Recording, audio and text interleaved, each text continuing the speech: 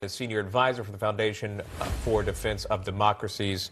Colonel, thanks so much for coming on. We appreciate that and taking the time here after what has happened over the weekend, which we've covered here extensively.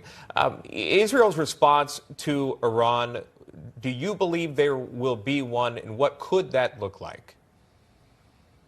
Well, good morning, and thank you for having me. Yes, of course, an attack like this from a sovereign country against Israel is not something that can or will go unanswered or unchecked. Israel will retaliate. I think that what Israel is now doing is formulating a strategic plan so as not to retaliate just for the sense of retaliation, but to retaliate as part of a bigger and more expansive plan to really roll back Iranian aggression in the region. Israelis in Israel, civilians, have been living under Iranian terror for far too long. All of the terrorist organizations around us, whether it's Hamas and the Islamic Jihad in Gaza, or Hezbollah in Lebanon, or a bunch of Iranian proxies in Syria, they are all funded and equipped and armed by Iran. And Iran's actions over the weekend are, in fact, also an invitation for Israel to actually change its strategy and start repaying Iran for attacking and menacing so many Israeli civilians.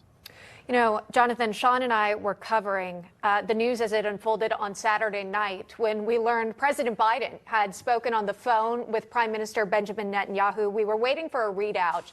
There's been some reports that indicated President Biden warned that Israel needs to be careful and strategic when it comes to the response to Iran. What does this tell you about how the Biden administration is approaching this current situation? And how is Israel taking that when it comes to planning a response?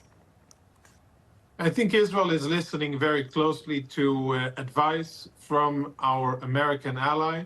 I think that the coordination, as you could see on the ground, the U.S. Air Force was involved, very much involved, and performed excellently in helping us defend.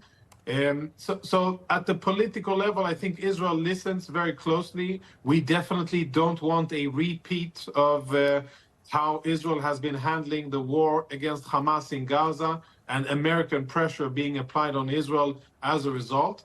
And I think that this time Israel will think through and perhaps even present a plan for American advice or approval, and then go ahead and retaliate against Iran. I think that American support is very important, in fact, crucial, not American participation, but support of Israeli actions. And I think that what Israel will want to do is to create a local or regional alliance here with the Saudis, with the Jordanians, perhaps with the Emiratis and other countries who also are sick and tired of being subjected to Iranian meddling in their internal affairs and Iranian terror organizations attacking their civilians. There's a lot of countries who are very frustrated with Iran. Sure. And Israel, of course, can take the lead against Iran. And we'll watch for that. Lieutenant Colonel Jonathan Conricus joining us. Colonel, thank you.